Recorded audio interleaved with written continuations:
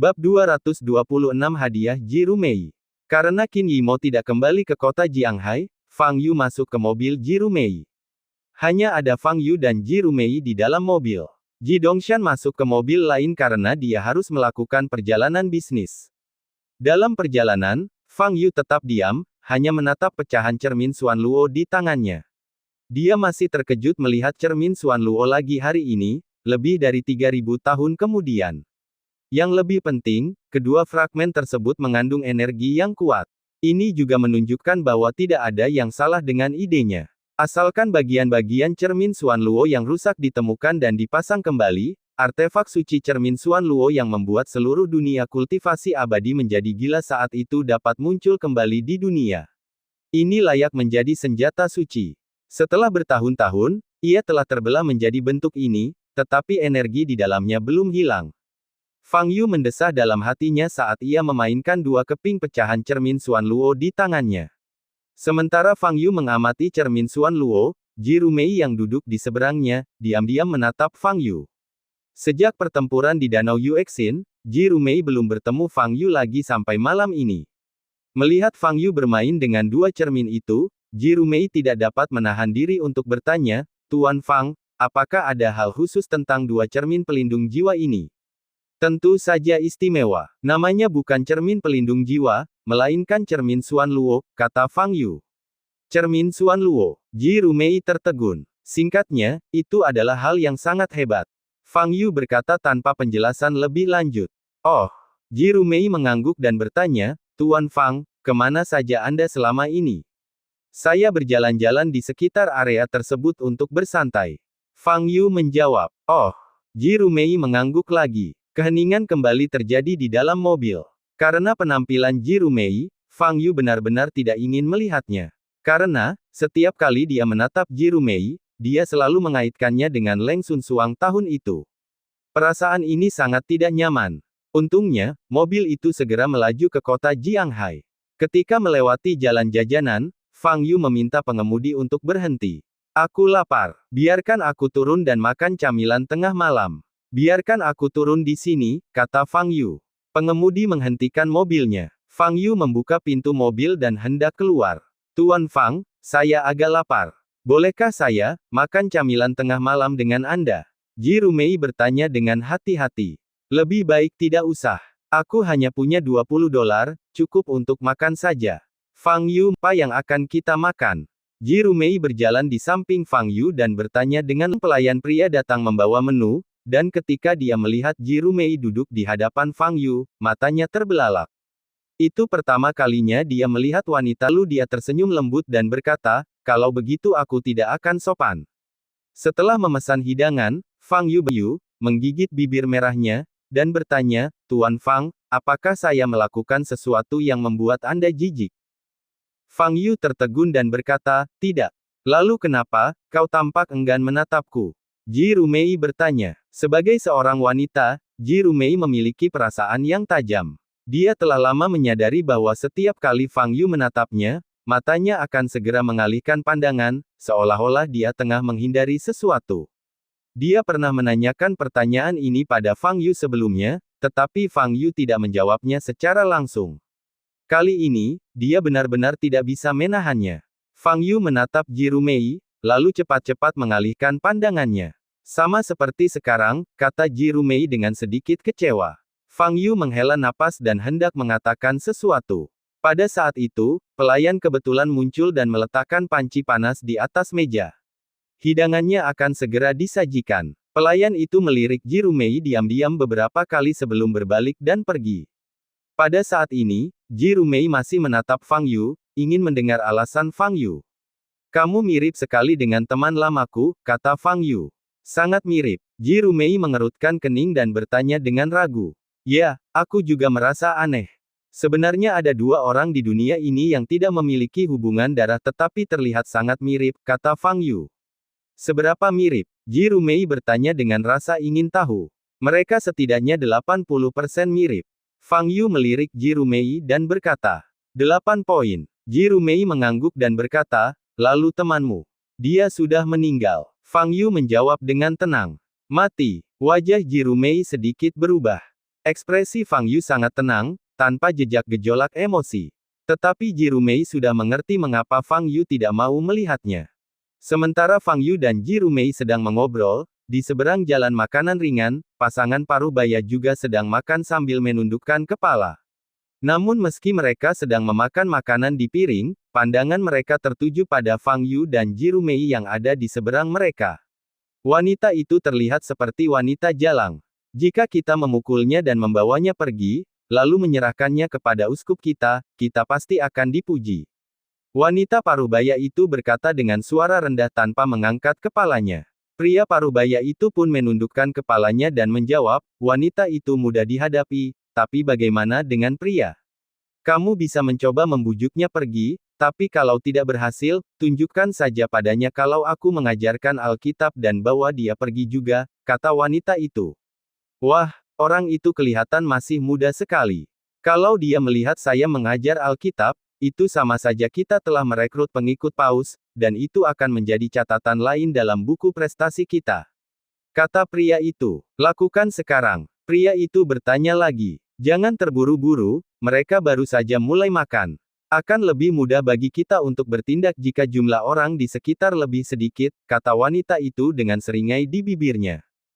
Hidangan hotpot segera disajikan, dan Fang Yu dan Ji Rumei mulai makan. Fang Yu benar-benar lapar, dia hanya makan tanpa berbicara. Ji Rumei mempertahankan sikap anggunnya dan makan dengan sangat elegan. Fang Yu memesan lebih dari selusin piring daging, yang ia makan sendiri. Ji Rumei hanya makan beberapa sayuran pada akhirnya. Setelah makan dan minum, Fang Yu menatap Ji Rumei. Ji Rumei tentu saja mengerti apa yang dimaksud Fang Yu, jadi dia berdiri dan berkata, aku akan membayar tagihannya. Sambil berkata demikian, dia berjalan memasuki restoran hotpot. Kesempatannya telah datang. Pria dan wanita parubaya yang telah mengawasi Fang Yu dan Ji Rumei sedang menunggu kesempatan untuk bergerak. Pria itu berjalan lurus ke arah Fang Yu, sementara wanita itu berjalan ke arah Ji Rumei. Fang Yu mengambil cangkir dan hendak minum teh. Pada saat itu, seorang pria setengah baya yang gemuk berjalan mendekatinya. Sekilas aku tahu bahwa adik kecil ini adalah seorang pelajar. Ada satu bagian dalam buku ini yang tidak ku mengerti. Bisakah kau membacakannya untukku? Pria parubaya itu memegang buku seukuran telapak tangan dan relatif tebal di tangannya. Jika kamu tidak bisa membaca, saya sarankan kamu mengulang sekolah dasar. Fang Yu berkata tanpa melihat pria itu. Adik kecil, bukankah gurumu mengajarkanmu untuk menolong orang lain? Tolong bantu aku melihatnya. Pria itu memaksakan buku itu di hadapan Fang Yu dan menunjuk ke sebuah paragraf berisi kata-kata di atasnya. Fang Yu sedikit mengernyit dan menoleh menatap pria parubaya itu. Lalu dia melihat kalimat di buku yang ditunjuk pria itu. Ini memang sepotong teks yang dapat dimengerti, tetapi ketika disatukan menjadi sebuah kalimat, nampaknya sangat aneh. Apakah ini kitab suci? Fang Yu segera menyadarinya, mengangkat kepalanya dan menatap pria yang berdiri di sampingnya. Melihat Fang Yu telah membaca kitab suci, wajah pria itu penuh dengan ejekan. Sesuai dugaannya, otak Fang Yu sedang kosong saat ini, dan dia dalam keadaan membiarkan dia melakukan apapun yang dia inginkan. Namun tak lama kemudian, dia tertegun. Karena dia melihat Fang Yu tersenyum padanya. Bab 227, Kontrol Saraf. Melihat senyum di wajah Fang Yu, ekspresi pria itu berubah. Apa yang sedang terjadi? Fang Yu, yang telah membaca kitab suci, seharusnya kehilangan kemampuan berpikirnya dan seharusnya sepenuhnya mematuhi perintahnya.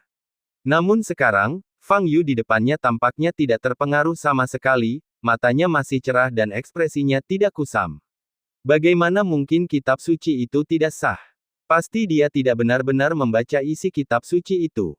Setelah raut wajah lelaki itu berubah, dia mengambil lagi kitab suci tebal itu, menunjuk sebuah bagian di dalamnya, dan memaksakannya di depan Fang Yu, meminta Fang Yu untuk membacanya.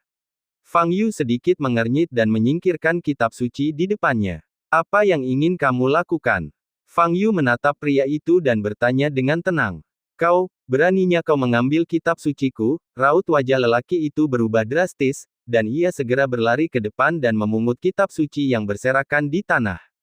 Mengajarkan kitab suci. Fang Yu mengangkat alisnya dan menyadari sesuatu. Dia menoleh dan melihat seorang wanita setengah baya yang gemuk berdiri di samping Jirumei di pintu masuk restoran hotpot. Wanita itu juga memegang kitab suci hitam serupa di tangannya. Pada saat ini, mata Jirumei menjadi tumpul. Ayo, kembali bersama kami, kata wanita itu dengan senyum kemenangan di wajahnya. Ekspresi Jirumei tidak berubah sama sekali, dia hanya menatap wanita itu dengan tatapan kosong. Wanita itu mengangkat matanya dan hendak melangkah maju ketika dia melihat wajah tersenyum ke arahnya. Kamu mau membawanya kemana? Fang Yu bertanya. Wajah wanita itu berubah. Awalnya dia mengira Fang Yu sudah ditangani, tetapi tiba-tiba dia berdiri dan menghalangi jalannya. Kamu bahkan tidak sanggup menangani benda sekecil itu. Wanita itu mengutuk pria itu dalam hatinya. Pada saat ini, pria itu juga datang dan berdiri di samping wanita itu. Adik kecil, minggirlah. Pria itu menatap Fang Yu dan berkata dengan tidak ramah. Dia juga tidak tahu mengapa kitab suci itu tidak berpengaruh pada Fang Yu, tetapi dia tidak ingin mempedulikannya saat ini. Target mereka awalnya adalah Jirumei. Sekarang Jirumei sudah terkendali, mereka hanya perlu membawanya kembali ke paus. Adapun Fang Yu, jika dia bersikeras berdiri di depan, kita hanya dapat menggunakan beberapa metode khusus untuk menghadapinya. Fang Yu melirik Jirumei dan bertanya, apa yang kamu lakukan padanya? Pria itu hendak bicara, tetapi wanita di sebelahnya berbicara langsung, melafalkan rumus yang tidak jelas. Saat dia melantunkan mantra ini, kekuatan jiwa terpancar dari tubuhnya dan menyerang Fang Yu. Fang Yu berdiri di sana, tidak bergerak. Kekuatan jiwa langsung menghilang saat menyentuh tubuh Fang Yu, dan tidak dapat memasuki tubuh Fang Yu sama sekali. Setelah melafalkan mantra, wanita itu memandang Fang Yu dengan ekspresi bercanda, tetapi segera membeku. Karena Fang Yu di depannya tampaknya tidak terpengaruh sama sekali. Bagaimana ini bisa terjadi? Ini adalah teknik pengendalian dewa dari kultus Wushen kita. Tidak pernah ada masalah saat kita menggunakannya sebelumnya. Mengapa orang ini tidak terluka sama sekali? Wanita itu berpikir dalam hati dengan pandangan ngeri di matanya. Aku akan bertanya lagi, apa yang kamu lakukan padanya? Fang Yu berkata dengan nada agak dingin. Itu bukan urusanmu. Keluar dari sini. Wanita itu tidak peduli lagi dan mengulurkan tangannya, mencoba mendorong Fang Yu. Tetapi dia tiba-tiba merasakan suatu kekuatan besar mengangkatnya dan membantingnya ke tanah dengan keras. Dia pusing dan hidungnya berdarah. Kamu berani. Melihat apa yang terjadi pada rekannya, pria di sebelahnya mengubah ekspresinya dan ingin bergegas maju. Fang Yu mengulurkan kaki kanannya dan meletakkannya di bawah kaki pria itu. Ledakan. Pria itu tersandung dan kepalanya terbentur meja, lalu jatuh terkapar. Hei, apa yang kau lakukan? Kalau kau mau berkelahi, jangan lakukan di toko kami. Pada saat ini, pemilik restoran hotpot keluar dan berteriak keras. Keributan tadi pun menarik perhatian banyak orang di jalan jajanan itu. Fang Yu melirik ke arah bosnya dan berkata, tidak ada perkelahian. Kedua orang ini hanya terjatuh secara tidak sengaja. Jatuh. Sang bos mengerutkan kening dan melangkah maju. Fang Yu mengabaikan bosnya dan menatap Jirumei dengan gerakan kecil matanya. Tatapan mata Jirumei kini kosong dan wajahnya tanpa ekspresi, sudah jelas bahwa dia telah jatuh ke dalam suatu kondisi khusus. Itu harus ada hubungannya dengan kitab suci tersebut. Fang Yu berpikir. Nona Ji. Fang Yu memanggil dengan ragu-ragu. Benar saja, Jirumei tidak bereaksi. Fang Yu sedikit mengernyit, lalu mengulurkan tangan dan menarik Jirumei ke depannya. Kemudian, dia mengulurkan jarinya dan dengan lembut menyentuh dahi Jirumei. Setelah beberapa saat, Fang Yu menarik tangannya, tatapannya agak serius. Tepat seperti yang dipikirkannya, sebuah tanda khusus telah tertinggal di jiwa Jirumei. Tanda inilah yang menjadi alasan mengapa Jirumei berada dalam kondisinya saat ini. Fang Yu punya cara untuk menghilangkan tanda ini secara paksa, tetapi cara ini mengandung risiko tertentu. Karena Jirumei hanyalah seorang manusia biasa yang tidak pernah berkultivasi, jiwanya sangat rapuh. Jika Fang Yu secara paksa menghilangkan tanda ini, itu mungkin dapat menyebabkan kerusakan pada jiwanya. Kerusakan pada jiwa tidak dapat dipulihkan dan akan berdampak besar pada manusia. Oleh karena itu, Fang Yu tidak bisa gegabah membantu Jirumei menghilangkan noda di jiwanya. Kamu dari sekte apa? Fang Yu bertanya dengan dingin, menatap pria dan wanita paruh baya yang tergeletak di tanah. Saat itu keduanya sama-sama berteriak, berseru sekeras-kerasnya, berusaha menarik perhatian orang di sekitar. Tak satu pun dari mereka menjawab pertanyaan Fang Yu. Fang Yu menyipitkan matanya sedikit, lalu melangkah maju, mengambil kitab hitam yang terjatuh di samping pria itu, dan membolak-balik beberapa halaman. Isinya semua adalah kitab suci yang tidak jelas dan tampaknya tidak ada yang istimewa. Namun Jirumei hanya meliriknya sekilas dan meninggalkan bekas di jiwanya. Jelaslah bahwa ayat ini hanya dapat bekerja pada orang yang jiwanya lemah. Pria dan wanita paruh baya itu terkejut ketika mereka melihat Fang Yu dengan santai membolak-balik kitab suci mereka sambil tetap waras sepanjang waktu. Bagaimana ini mungkin? Berdasarkan pengalaman mereka sebelumnya, ketika kebanyakan orang membaca kitab suci untuk pertama kalinya, begitu mereka melihat salah satu bagian di dalamnya, mereka akan langsung kehilangan kemampuan berpikir dan otak mereka akan menjadi kosong. Setelah itu, ia harus minum air suci yang diberikan oleh uskup untuk mendapatkan kembali kewarasannya. Tetapi Fang Yu di depannya ternyata bisa membolak-balik kitab suci ini sesuka hatinya. Bagaimana ini dilakukan? Fang Yu membolak-balik beberapa halaman secara acak, tetapi tidak dapat memahami apa yang sedang terjadi, jadi dia melempar kitab suci itu ke tanah, menundukkan kepalanya, menatap pria itu, dan bertanya dengan suara dingin. Saya akan bertanya sekali lagi, apa nama sekte Anda? Ketika lelaki itu menatap mata Fang Yu yang dingin, jantungnya berdetak kencang dan dia merasakan hawa dingin yang menusuk. Kita. Pria itu tidak tahan menahan tekanan dan siap untuk berbicara. Kalau kau punya nyali, hajar kami sampai mati. Ayo. Pada saat ini, wanita yang berbaring di belakangnya berteriak keras. Fang Yu menoleh dan menatap wanita itu. Saat ini, mulut wanita itu penuh darah dan rambutnya acak-acakan. Dia tahu kalau serangan langsung tidak mungkin lagi dilakukan, karena mereka bukan tandingan Fang Yu, jadi dia ingin membuat keributan yang lebih besar, menarik lebih banyak orang ke sekitar, lalu menciptakan kekacauan, lalu membawa Jirumei pergi dalam kekacauan itu. Wah, kamu dorong anak kita kabur dari rumah, dan waktu dia nggak mau, kamu kasih dia obat bius, terus sekarang kamu pukulin kita kayak gini, apa kamu nggak takut disambar petir? Hah! Ketika semakin banyak orang datang untuk menonton, wanita itu meninggikan suaranya. Oh! Jadi pasangan setengah baya ini adalah orang tua dari wanita cantik itu. Tidak heran. Sialan. Bagaimana mungkin wanita cantik sekelas dia bisa makan malam dengan pecundang seperti dia? Ternyata dia dibius. Ya, lihatlah wanita cantik ini. Ekspresinya sekarang sangat kaku. Sekilas terlihat tidak normal. Banyak orang yang berkumpul di sekitar sudah memperhatikan Jirumei. Mereka sekarang menunjuk Fang Yu dan sangat marah. Lihat semuanya. Ini dia orangnya. Dia tidak hanya ingin menculik putri kita, dia juga ingin memukuli kita dan suamiku sampai mati. Dia berani melakukan hal seperti itu di siang bolong.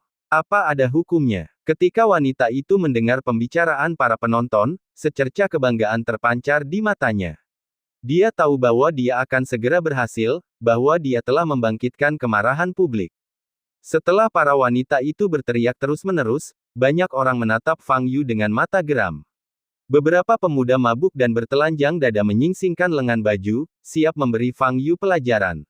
Wah, sudah kubilang jangan buat masalah di toko kami. Pemilik restoran hotpot itu pun menatap Fang Yu dengan wajah buruk. Semuanya, tolong bantu kami untuk menangkap orang ini dan memasukkannya ke dalam penjara. Melihat situasi tersebut, wanita itu pun menyerang selagi besinya panas dan terus berteriak dengan keras. Ledakan. Sebelum wanita itu bisa menyelesaikan kata-katanya, Fang Yu menendang wajah. Bab 228, Kultus Dewa Penyihir. Tubuh wanita yang membengkak itu terlempar lebih dari 10 meter, jatuh dengan keras ke jalan, dan berguling beberapa kali sebelum berhenti. Pada saat itu, wanita itu memutar matanya, mukanya berlumuran darah, dia pingsan dan tidak dapat mengeluarkan suara apapun. Suasananya tenang di mana-mana. Tidak seorang pun menyangka Fang Yu berani menyerang dengan berani saat semua orang menyerangnya. Terlebih lagi, tendangan Fang Yu mampu menendang seorang wanita gemuk yang beratnya setidaknya 160 kg sejauh itu. Seberapa kuat kekuatannya? Setelah melihat keadaan menyedihkan wanita itu, para pemuda yang tadi menyingsingkan lengan baju pun menyingsingkan lengan baju mereka ke belakang dan berbalik pergi tanpa bersuara. Penonton lainnya juga perlahan bubar. Pemilik restoran hotpot ragu-ragu untuk berbicara dan akhirnya tidak mengatakan apapun. Fang Yu menatap lelaki parubaya yang terkulai di tanah dan gemetar, lalu bertanya, "Silakan." Setelah menyaksikan akhir yang menyedihkan dari teman-temannya, bagaimana mungkin seseorang berani mempunyai pikiran lain? Kami dari aliran Wushen. Pria itu berkata dengan suara gemetar. Kultus Wushen. Fang Yu merasa nama itu terdengar familiar dan sedikit mengernyit. Kemudian, dia melirik Ji Rumei dan bertanya, bagaimana dia bisa kembali normal? Kamu harus minum air suci pemberian uskup supaya sembuh, jawab lelaki itu dengan gemetar. Air suci. Fang Yu menyipitkan matanya sedikit dan bertanya, di mana lokasi sekte Wushen milikmu? Kami, berasal dari cabang kultus Wushen. Letaknya di pinggiran kota, tidak jauh dari sini. Pria itu menjawab dengan jujur. Bawa aku ke sana sekarang juga. Fang Yu mengulurkan tangannya dan mengangkat pria itu. Kau akan. Lelaki itu tertegun dan bertanya dengan mata terbelalak. Cepat tunjukkan jalannya. Hari sudah larut dan aku harus kembali tidur. Fang Yu berkata dengan dingin. Baiklah. Baik. Pria itu menanggapi berulang kali, dengan tatapan mata yang sinis dan menggoda. Dia dan wanita itu berencana untuk memukul Fang Yu dan Ji Rumei hingga pingsan, dengan tujuan membawa mereka kembali ke Paus. Tetapi sekarang, Fang Yu benar-benar berinisiatif untuk meminta menemui Paus. Bukankah ini sebenarnya yang diinginkannya? Selama dia kembali kepada Paus, tidak peduli seberapa hebat Fang Yu dalam bertarung, dia tidak akan bisa melompat. Tak seorang pun dapat menahan gajah saat ia bergerak.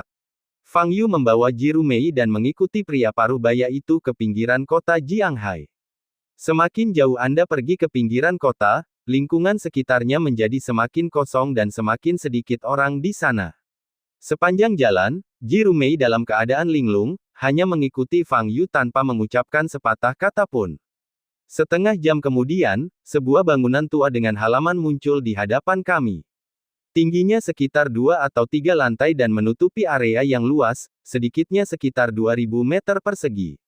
Di samping gerbang pelataran terdapat 2 buah patung. Mereka berwujud manusia, tetapi wajah mereka tidak seperti manusia. Mereka lebih seperti wajah hantu, dengan mulut besar dan taring menonjol.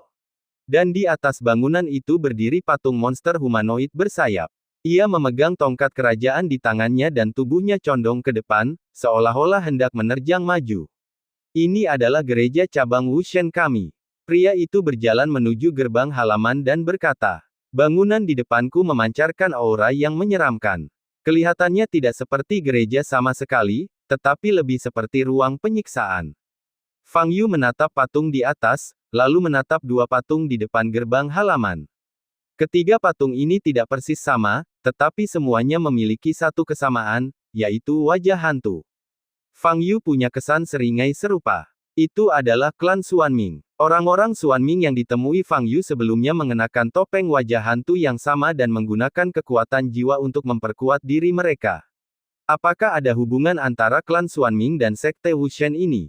Fang Yu sedikit mengernyit dan berpikir dalam hati. Sementara Fang Yu berpikir, pria itu berjalan cepat ke halaman dan kemudian ke lobi. Sekarang pukul 11.40 malam dan gereja begitu sunyi sehingga Anda dapat mendengar suara jarum jatuh. Terlebih lagi, tidak ada cahaya di dalam gereja, hanya lubang kosong di atas, yang disinai cahaya bulan redup. Sekilas, tidak ada seorang pun yang terlihat. Apakah uskup tidak ada di sini? Jantung pria itu berdebar kencang. Dia membawa semua orang kembali. Jika uskup tidak ada di sini, kesempatan besar ini akan sia-sia.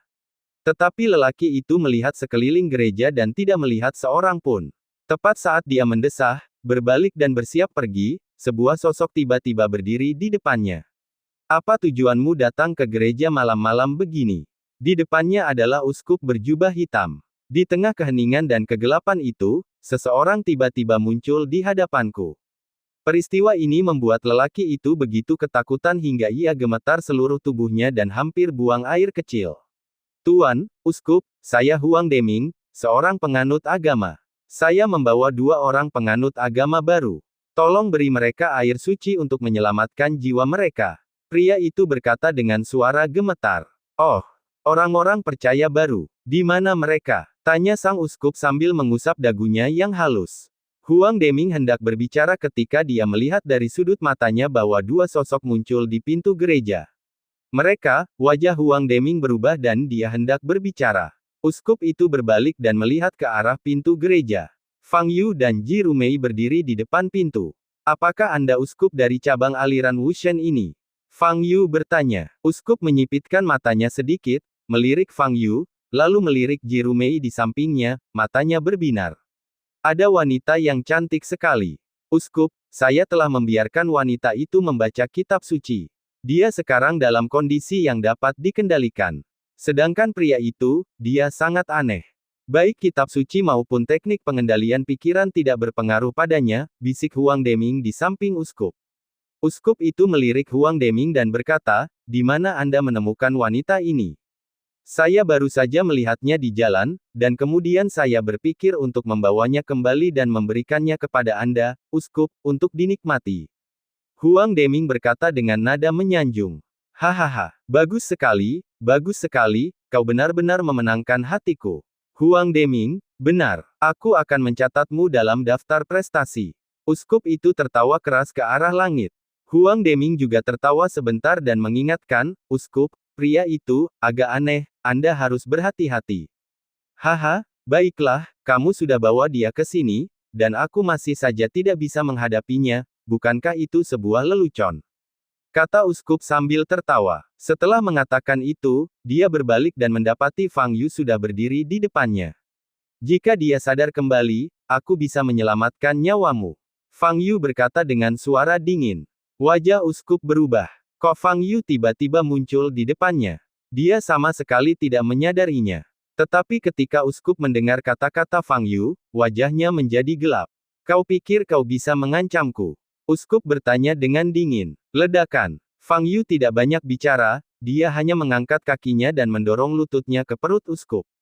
Kecepatannya begitu tinggi sehingga uskup tidak sempat bereaksi. Engah. Uskup itu memuntahkan darah dan terjatuh ke belakang lebih dari 10 meter. Huang Deming yang berdiri di sampingnya tercengang saat ini. Awalnya dia mengira uskup itu dapat dengan mudah membunuh Fang Yu, tetapi dia tidak menyangka uskup itu malah terjatuh begitu mereka panggilan. Setelah itu, beberapa jimat menyala pada saat yang sama, abu hitam dengan kedua tangannya. Ini adalah aura pembunuh yang terpancar dari batu ini.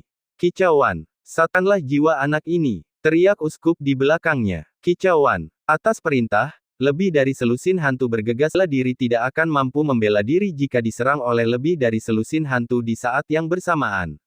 Kau berani menyerangku, aku akan melahap jiwamu dan membuatmu merasakan sakit yang paling luar biasa di dunia. Uskup itu menatap Fang Yu dengan wajah tegas. Iblis pemakan jiwa. Menghadapi selusin hantu pemakan jiwa yang menyerangnya, Fang Yu mengangkat alisnya dan ledakan momentum meledak dari tubuhnya. Energi sejati berwarna merah muda menyelimuti tubuh Fang Yu. Kicauan. Sekitar selusin hantu pemakan jiwa menerkam ke depan, menyentuh energi sejati Fang Yu, dan langsung terbakar menjadi gas putih, mengeluarkan ledakan jeritan. Melihat pemandangan ini, uskup yang berdiri tidak jauh darinya mengubah ekspresinya secara drastis. Mengapa? Energi sejati Fang Yu sebenarnya dapat membakar hantu pemakan jiwa. Bagaimana ini dilakukan? Jantung sang uskup berdebar kencang saat ia menyaksikan selusin hantu pemakan jiwa terbang ke Fang Yu dan mati seperti ngengat karena api. Dia tahu bahwa pemuda di depannya berbeda dari apa yang dia harapkan. Orang ini, bukanlah seseorang yang dapat dia hadapi. Memikirkan hal ini, sang uskup menatap dengan kesal ke arah Huang Deming yang bersembunyi di dekatnya. Sialan Huang Deming, beraninya kamu begitu pintar dan membawa kembali dewa yang begitu agung. Aku tidak punya waktu untuk bermain denganmu. Aku akan memberimu satu kesempatan terakhir untuk menghilangkan tanda itu darinya. Fang Yu berkata dengan dingin. Uskup itu menjadi pucat dan mengangguk, saya bisa mengembalikan kesadarannya. Dia tahu betul bahwa jika dia menolak lagi, Fang Yu akan membunuhnya tanpa ragu-ragu. Uskup keluar membawa mangkuk putih berisi air jernih. Ini air suci. Asalkan dia minum semangkuk air ini, dia akan sadar kembali. Uskup itu melirik Ji Rumei dengan keheranan di matanya. Fang Yu mengambil semangkuk air, mengamatinya sejenak, lalu bertanya, apakah tidak apa-apa jika hanya minum semangkuk air ini saja? Ya, kata uskup. Fang Yu menyipitkan matanya dan menatap uskup. Jantung uskup berdebar kencang. Apakah dia ketahuan? Dia memang punya beberapa pemikiran dalam benaknya. Mangkuk air suci ini berisi darahnya. Jika Ji Rumei meminumnya, dia pasti akan bisa sadar kembali. Namun jejaknya masih akan tertinggal di tubuh Ji Rumei. Sejak saat itu, hidup dan mati Ji Rumei bergantung pada keputusannya, dan dia hanya bisa mematuhi perintahnya.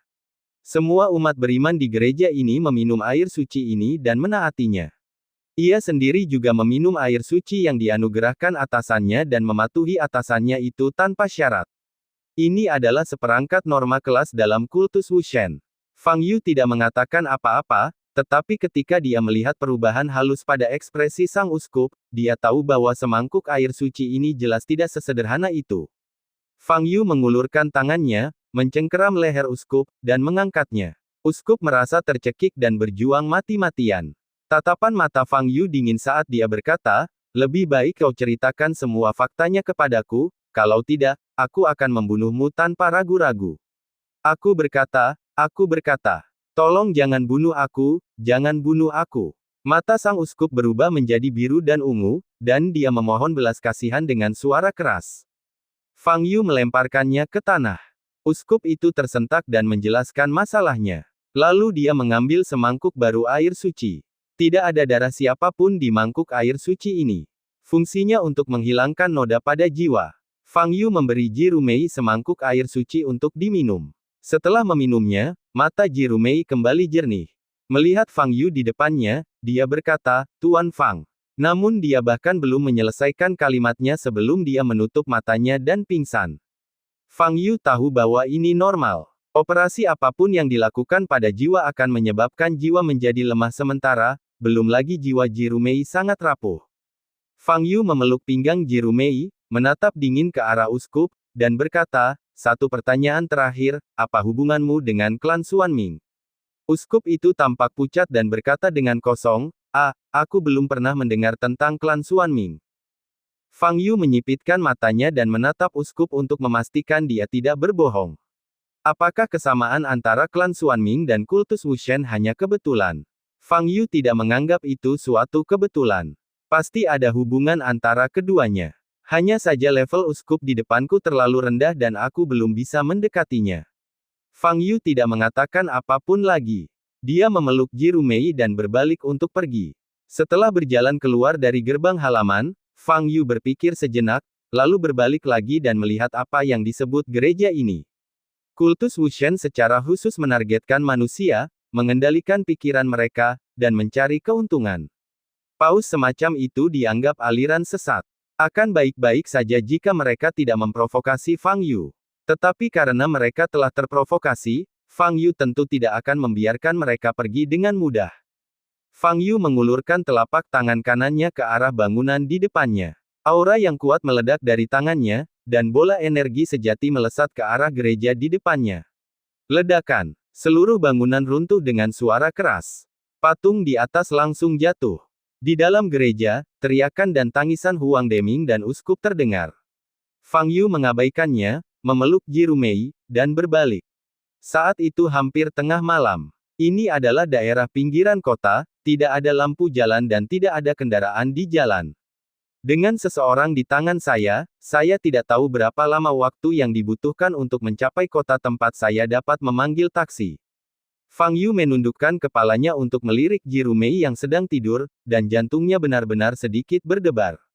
Mereka sangat mirip. Begitu mirip. Mengapa mereka begitu mirip? Tidak apa-apa kalau mereka hanya mirip, tetapi di dunia yang luas ini, Fang Yu kebetulan bertemu dengannya. Hal ini membuat Fang Yu percaya akan adanya takdir. Setelah menatap Ji Rumei 2 kali, Fang Yu kembali menumpukan sosoknya dengan wanita itu. Fang Yu perlahan-lahan menjadi linglung. Namun dia segera tersadar dan mendesah.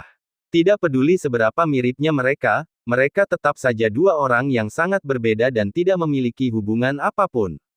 Fang Yu tidak memikirkannya lagi. Dia melihat keadaan sekelilingnya yang kosong dan memutuskan untuk berlari kembali.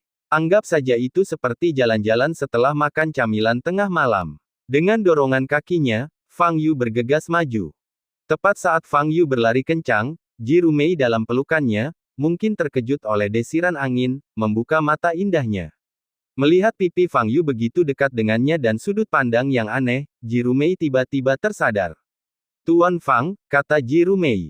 Oh, kau sudah bangun, dan kau akan segera kembali ke pusat kota Jianghai. Fang Yu menatap Ji Rumei dan berkata ringan. Ji Rumei menoleh ke sekeliling dan mendapati Fang Yu tengah memeluk pinggangnya di depannya. Dan Fang Yu berlari maju dengan cepat, lebih cepat dari mobil biasa. Namun, yang dipedulikan Ji Rumei bukanlah kecepatannya, melainkan Fang Yu di depannya. Dia, sebenarnya sedang berbaring di pelukan Fang Yu. Ini adalah pertama kalinya dalam hidupnya dia memiliki kontak dekat dengan seorang pria. Wajah Ji Rumei memanas dan segera memerah. Ngomong-ngomong, di mana rumahmu?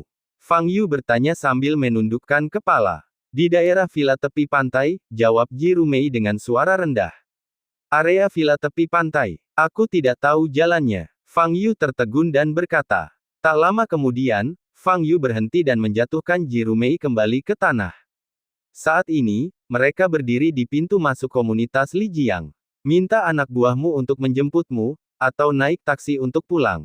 Fang Yu meregangkan tubuhnya dan berkata, baiklah, baiklah. Wajah Ji Rumei memerah, masih dalam keadaan malu-malu seperti sebelumnya, dan suaranya setipis nyamuk.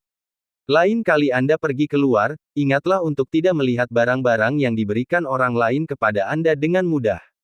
Fang Yu mengingatkan lagi. Pada saat ini, Ji Rumei teringat apa yang terjadi malam ini dan wajahnya sedikit berubah. Dia kehilangan kesadaran saat dia membayar tagihan dan berjalan keluar dari restoran hotpot dan bertemu dengan seorang wanita parubaya. Ketika dia terbangun lagi, dia digendong Fang Yu. Saya akan menceritakan kejadian sebenarnya ketika saya punya kesempatan. Fang Yu berkata, aku berlari lebih dari 20 km sambil menggendongmu. Aku benar-benar lelah. Sejujurnya, kamu cukup berat. Perkataan Fang Yu bagaikan anak panah tajam yang menusuk jantung Ji Rumei dan membuat wajahnya berubah drastis. Tuan Fang, saya minta maaf. Ji Rumei menundukkan kepalanya dan berkata sambil menggigit bibir merahnya. Aku hanya bercanda, kau tak perlu menganggapnya terlalu serius. Fang Yu menggaruk kepalanya dan berkata ketika dia melihat reaksi besar Ji Rumei. Ji Rumei ingin mengatakan sesuatu, tetapi pada saat ini, suara nyaring sepatu hak tinggi datang dari samping. Fang Yu menoleh dan melihat Li Xiaomo, mengenakan seragam kerja hitam, berjalan ke arahnya. Tuan Fang, saya sudah menunggu Anda sepanjang malam. Saya ingin tahu apakah Anda punya waktu untuk berbicara dengan saya sekarang. Li Xiaomo berkata sambil tersenyum di wajahnya, lalu membungkuk pelan dan memberi hormat pada Fang Yu. Bab 230 Kerjasama yang tidak setara. Setelah menyapa Fang Yu, Li Xiaomo menatap Ji Rumei lagi dan tersenyum padanya, Rumei. Keduanya adalah teman baik dan bertemu di pameran dagang malam ini. Apa yang ingin kamu bicarakan denganku? Aku sangat lelah dan ingin naik ke atas untuk tidur. Fang Yu menatap Li Xiaomo dan bertanya. Dia telah berurusan dengan Li Xiaomo beberapa kali dan tahu bahwa wanita ini sangat licik dan berani. Tuan Fang, jika Anda tidak keberatan, kita bisa bicara di mobil, kata Li Xiaomo. Tidak perlu, kita bicara di sini saja, tidak ada orang lain di sini, kata Fang Yu. Li Xiaomo melirik Ji Rumei dan tersenyum tipis. Mengingat hubungannya dengan Ji Rumei, sebenarnya tidak ada alasan baginya untuk menghindarinya. Begini, Tuan Fang, saya ingin bekerja sama dengan Anda untuk mengintegrasikan dan mencaplok seluruh dunia bawah tanah Jiangnan. Li Xiaomo berkata langsung ke intinya. Fang Yu tidak bereaksi, tetapi ekspresi Ji Rumei sedikit berubah. Seluruh dunia bawah tanah Jiangnan sangatlah besar. Ada total 20 wilayah perkotaan di wilayah Jiangnan. Setiap kota memiliki tiran lokalnya sendiri. Melihat seluruh bawah tanah Jiangnan, setidaknya ada 5 kekuatan besar, dan ada puluhan kekuatan kecil dan menengah. Kepentingan, latar belakang dan kekuatan ini rumit dan melibatkan berbagai bidang. Untuk menelan begitu banyak tenaga, Anda butuh nafsu makan yang besar, kalau tidak perut Anda bisa meledak. Meskipun masyarakat Qingyan yang dikendalikan oleh Li Xiaomo telah mengamankan posisinya sebagai kekuatan bawah tanah nomor satu di kota Jianghai akhir-akhir ini, hal itu hanya berlaku di bawah tanah kota Jianghai. Di seluruh wilayah Jiangnan, setidaknya ada 10 kekuatan yang lebih kuat dari masyarakat Qingyan. Oleh karena itu, ide Li Xiaomo cukup berani. Tetapi, Ji Rumei melirik Fang Yu. Dengan adanya Fang Yu, ini bukanlah tugas yang sulit. Setelah mendengar kata-kata Li Xiaomo, Fang Yu tersenyum dan berkata, menyatukan dunia bawah tanah Jiangnan. Aku tidak tertarik. Li Xiaomo tidak terburu-buru dan berkata, Tuan Fang, jika Anda membantu kami menyatukan dunia bawah tanah Jiangnan, Anda akan menjadi satu-satunya penguasa dunia bawah tanah Jiangnan, dan Anda akan menjadi kaya dan berkuasa. Fang Yu menggelengkan kepalanya dan berkata, aku tidak tertarik dengan ini. Li Xiaomo menatap Fang Yu, matanya yang indah penuh dengan kebingungan. Selama seseorang menjadi manusia, sekuat apapun dia pasti punya keinginan. Itulah realitanya. Banyak prajurit kuat yang akan bekerja sama dengan berbagai kekuatan demi ketenaran, kekayaan atau wanita. Kekuatan bawah tanah yang terkuat di Jiangnan, misalnya, semuanya memiliki setidaknya satu master seni bela diri yang memimpin. Yang membuat Li Xiaomo bingung adalah Fang Yu masih sangat muda, bagaimana mungkin dia tidak punya keinginan. Dia muda, dan seharusnya penuh energi dan ambisi. Tetapi dia tampaknya telah melihat dunia dan tidak tertarik pada apapun. Ini terlalu aneh. Li Xiaomo menggigit bibirnya dan berkata, Tuan Fang, saya tidak tahu apa yang Anda inginkan. Apapun yang Anda inginkan, saya akan berusaha semaksimal mungkin untuk memuaskannya. Fang Yu melirik Li Xiaomo dan berkata, kamu bisa membantuku menemukan urat nadi spiritual. Atau kamu bisa membantuku menemukan petunjuk tentang istana Ziyan. Li Xiaomo mengerutkan kening, tampak bingung. Lihat, kau bahkan tidak mengerti apa yang kukatakan, kan? Kerja sama kita sama sekali tidak setara. Fang Yu berkata dengan acuh tak acuh, aku memang bisa membantumu menyatukan bawah tanah Jiangnan, tapi kau tidak bisa membantuku dengan apapun.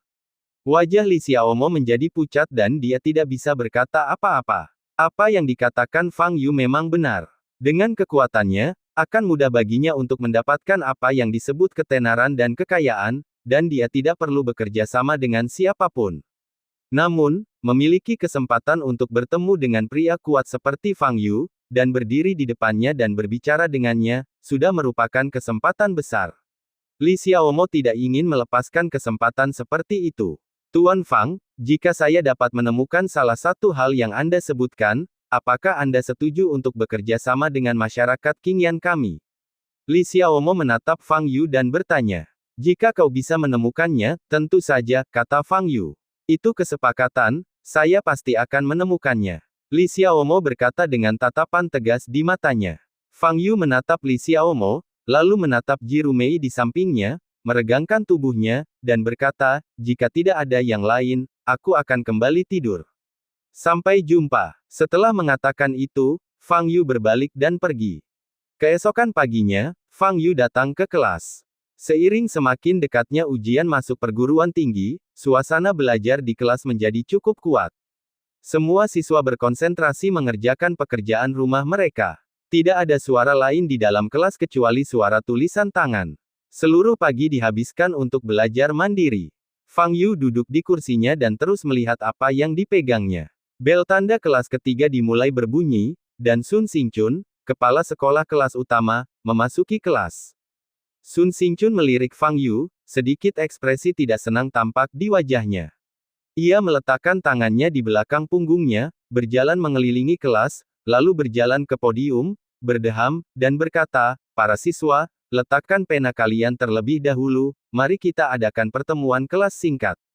Kecuali Fang Yu, semua orang mengangkat kepala dan menatap Sun Xingchun.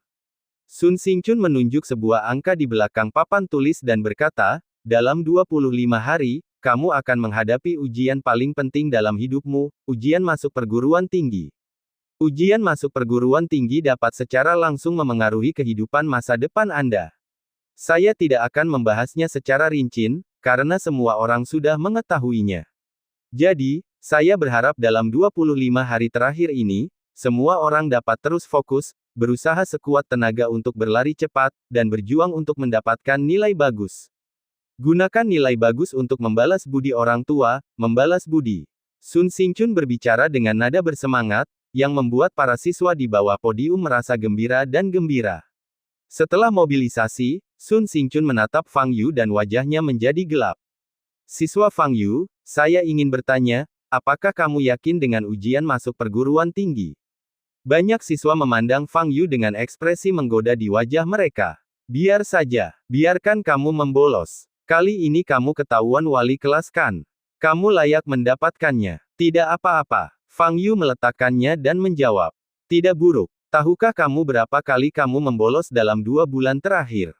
Sun Xingchun bertanya dengan wajah muram. Aku tahu kamu berhasil dengan baik di ujian terakhir, tapi itu hanya ujian tiruan. Pada akhirnya, semuanya tergantung pada hasil ujian masuk perguruan tinggimu. Itulah satu-satunya indikator. Lihatlah dirimu sendiri. Ujian masuk perguruan tinggi kurang dari sebulan lagi, dan kamu sering membolos. Ketika kamu masuk ke kelas, apakah kamu terlihat seperti seorang mahasiswa? Melihat wajah Fang Yu yang acuh tak acuh, Sun Xingchun menjadi semakin kesal, dan nada suaranya menjadi jauh lebih berat. Sejak Fang Yu mulai sering membolos kelas, dia pergi ke kantor urusan akademik dan meminta agar Fang Yu dihukum. Namun kantor urusan akademik menolak permintaannya, dengan mengatakan bahwa ia akan segera lulus dan tidak ingin menimbulkan masalah apapun. Sun Xingchun tidak punya pilihan selain menyerah.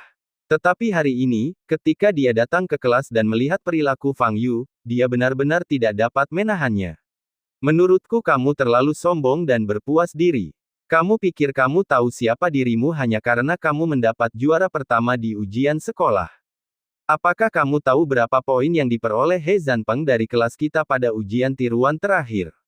732 poin. Nilai ini adalah nilai tertinggi dalam ujian tiruan sekolah kami dalam beberapa tahun terakhir. Sun Xingchun menatap Fang Yu dan berkata dengan suara yang dalam. Semua orang memandang seorang anak laki-laki berkacamata yang duduk di barisan depan kelas dengan kagum. He Zanpeng adalah siswa terbaik yang tak terbantahkan di kelas mereka. Ketika Fang Yu mendapat peringkat pertama di sekolah, dia berada di peringkat kedua di sekolah. Dalam beberapa ujian tiruan yang tidak diikuti Fang Yu, dia mendapat peringkat pertama. Pada ujian tiruan terakhir, ia memperoleh nilai tinggi, yaitu 732. Menghadapi tatapan dari segala penjuru, He Zanpeng memasang ekspresi kosong di wajahnya. Dia hanya mendorong kacamatanya dan meneruskan mengerjakan soal-soalnya dengan kepala tertunduk. Saya harap kamu bisa belajar dari He Zanpeng. Dia punya nilai bagus, tapi dia masih belajar keras. Bagaimana denganmu? Kamu bolos kelas atau? Sun Xingchun terus mendidik. Fang Yu sedikit mengernyit. Dia tidak begitu menyukai pendidikan Sun Xingchun, tetapi dia tidak membantah. Bagi seorang pelajar biasa, tidak ada yang salah dengan apa yang dikatakan Sun Xingchun. Namun, Fang Yu bukanlah siswa biasa. Dia bahkan tidak ingin mengikuti ujian masuk perguruan tinggi. Tetapi tidak seorang pun yang mengetahui hal ini kecuali Fang Yu sendiri. Sun Xingchun hanya menjalankan tugasnya sebagai guru, dan Fang Yu tidak perlu menentangnya.